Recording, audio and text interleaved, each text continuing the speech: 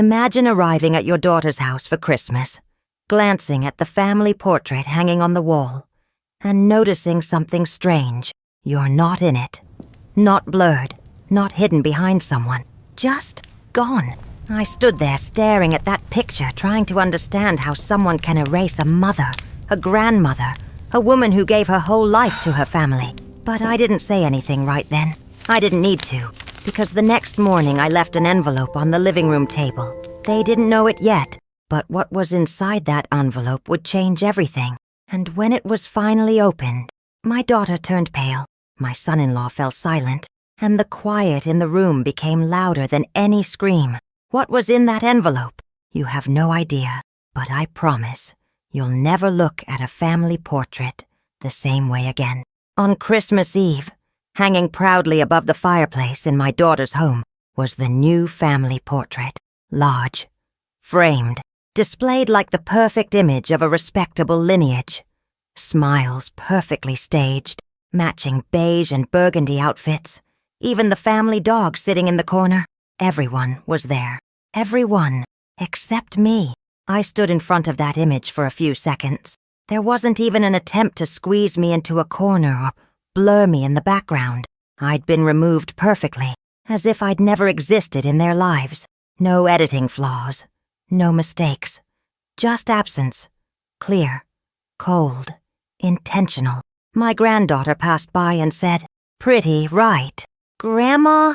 "Mom had it made." I smiled slightly, swallowing a whole sentence full of grief. It wasn't the first time I felt invisible there, but it was the first time I realized it wasn't a mistake. It was a message. That night I slept in the guest room. The sheets were clean, but the room smelled like things that were never mine.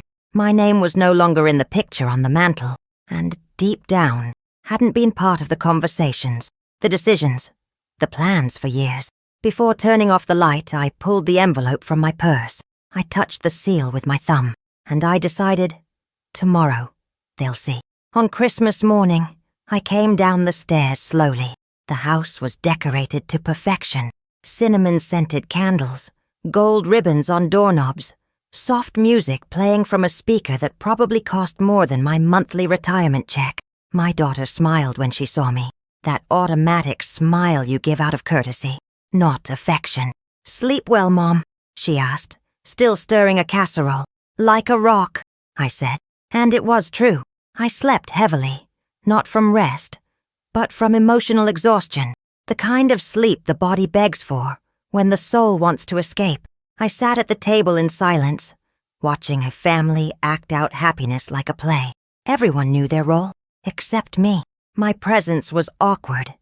I was the uncomfortable pause in their lively conversations, the only one not asked about vacations, promotions, or accomplishments. They talked about wine, a new Italian restaurant, a planned trip to Hawaii. No one asked if I wanted tea. During dessert, my daughter gave our granddaughter an expensive bracelet. My son-in-law opened a box with an imported watch. When it was my turn, I received a stitched cloth that said, "Home is where the heart is," probably from a discount bundle. I smiled, the same way I smiled at the portrait above the fireplace, like someone smiling, right before opening the envelope. Harold would have hated all of that. My husband was never flashy, but he always made sure I was at the center. At Christmas, he'd pull out my chair. Serve me first. Make quiet, but sweet toasts, since he passed away 4 years ago. The table has felt full, and empty at the same time. I moved in with my daughter for almost 2 years after he passed. At first, it felt like a blessing. Company, support, a safe roof. But soon I noticed the sideways glances, the invitations I never got, the dinners I was only included in, so it wouldn't look bad.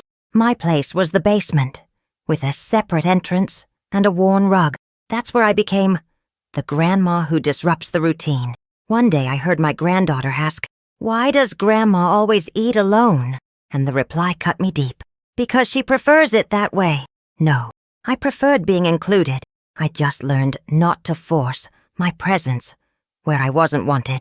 And there, in the house that was still legally in my name, I was an unwanted guest. That's when I started keeping receipts, emails, Copies of documents. Harold had left the house in my name before he died. A surprise gift, he said, in case you ever need it. He had no idea I would, not for shelter, but for a reminder of who I was. My daughter, Vanessa, used to be so sweet. As a child, she wrote me crooked heart notes and called me her best friend. But adulthood has a cruel way of reshaping people. Now, she speaks to me like I'm a fancy obligation, the kind you tolerate, not love. At first, I thought it was just me. After all, she offered me a home, didn't she? But it didn't take long for the little signs to turn into silent screams. Dinner didn't make it to my plate. Conversation stopped when I entered the room. Once I heard her tell her husband, she needs to understand this isn't her house anymore. It was. Legally, it still was. But emotionally, I'd already been evicted. My grandkids. Oh, the grandkids. The youngest barely acknowledges me, glued to his phone like I'm some faded memory from the family albums. But the oldest, Liam, still sends me birthday messages. He calls sometimes just to ask how I am. He told me he missed my war stories and the cakes I used to bake on Sundays. I wrote down the date of his last call. I kept it like a treasure. That's why the envelope was there, not just for me, but for every time I was silenced.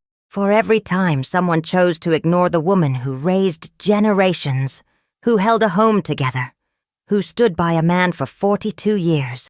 That envelope wasn't revenge. It was the truth returning to where it belonged. The envelope, ivory paper, handwritten with my name in the bottom corner, sat heavy in my purse. It wasn't a gift. It wasn't a farewell letter. It was a mirror, and every document inside reflected what my daughter refused to see, that I still existed, and that house was mine. Harold had gifted me the deed as a birthday surprise just months before passing. If you ever need it, don't let anyone take it from you, he'd said, eyes misty. I kept it out of love, not fear. But when I overheard, by accident, that my daughter had begun filing papers to put the house in her and her husband's names, I understood. Love has limits. Tolerance doesn't. Inside the envelope were copies of the original deed, a handwritten letter, and a notarized document transferring the property to Liam, the only one who never treated me like old furniture. I didn't want revenge. I just wanted at least one piece of my story, not to be erased. Like I was from the fireplace portrait. On Christmas morning, after the rehearsed breakfast and gift parade, I placed the envelope on the table. No one noticed right away. The laughter, the toasts, the empty words filled the air like wallpaper. But envelopes have a curious power. They don't speak, but they scream. Vanessa noticed first. "What's this?" she asked, frowning as she spotted the envelope. My son-in-law shrugged, too busy wiping crumbs off his fancy croissant. "Is it yours?" she asked. I just nodded. "I'd rather you open it later." So, of course, they opened it immediately. The sound of the paper tearing felt rehearsed. The letter came first, my handwriting. Firm, steady, like every report card I'd ever written. My daughter read it in silence, eyes rushing through each line. My son-in-law leaned in, grabbing the remaining papers. Liam watched curiously, not sure what was going on. The youngest never took off his headphones. When they got to the deed, her face lost all color. My son-in-law swallowed hard, and when they read the official transfer to Liam, the silence turned to stone. No one spoke. No one knew what to say. Liam was the first to whisper, "Is this real?" I looked at him and said simply, "You saw me when no one else did. This is my way of saying thank you." Vanessa tried to object. "Mom, this isn't fair. The house, you could have talked to me first." I took a deep breath. "You talked amongst yourselves, signed papers behind my back, planned a sale." I simply responded. Vanessa stood up like something bit her. "You can't do this, Mom. That house is family. It's our home." I stayed seated, hands resting on my lap. "It's mine. Always was. You just forgot." My son-in-law, red-faced, pointed a finger. "This is petty. Vindictive." I smiled, lips only. "It's justice. They tried everything. First, the emotional plea. You don't want to break up the family, do you? Then the practical. How will you manage a house in your condition? Lastly, the love disguise. We just wanted to take care of you. Make sure you were okay. I almost laughed. Taking care isn't erasing someone. Isn't locking them in a basement. Isn't cropping them from history like trimming a photo. Liam stayed quiet the whole time. He looked at me with a mix of respect and surprise. Deep down, I knew he understood. Not because of the house's value, but the meaning. It was a symbol. A statement. A way to say, I was here. I existed. And now, I exist with a voice. The youngest finally took off his headphones and asked, Is Grandma mad? Liam answered before I could. No, she's just tired of being invisible. And that's exactly it. I didn't want revenge. I wanted space. And for the first time in years, I got it back. That night I slept at my sister's house just 2 blocks away. She'd called earlier sensing something was coming. Your voice on the phone. It was too steady, she'd said. She welcomed me with hot tea, fresh blankets, and a respectful silence. For the first time in years, someone looked at me without pity, without judgment, without a plan to shut me up. 2 days later, I went back to the house just to collect my few belongings. Books, some old photos, a box of Harold's letters. The rest was decor meant to impress the neighbors. Vanessa wasn't home. My son-in-law locked himself in the office. Liam helped me pack. He never said, I'm sorry. But before I left, he slipped a note into my bag. You are seen. You always have been. I left the key on the entry table, the one I'd used for years without realizing I needed to lock it from the inside. I didn't slam the door. I didn't say goodbye. I just breathed deeply, looked one last time at the portrait above the fireplace, and thought, now it's complete, because my absence says more than my presence ever did. The house belongs to Liam now, and he knows. He knows it's not a prize, nor an inheritance. It's trust, a gesture of faith, a living reminder that those who truly love don't erase, don't cut out, don't silence. They protect. I now live in a small cottage 2 hours from the city. No fireplace with fancy portraits. No Italian couches, but there's sunlight on the porch every morning. The smell of fresh coffee and mint growing in a planter. And most importantly, silence. Not the kind that screams abandonment. The kind that finally lets me hear myself.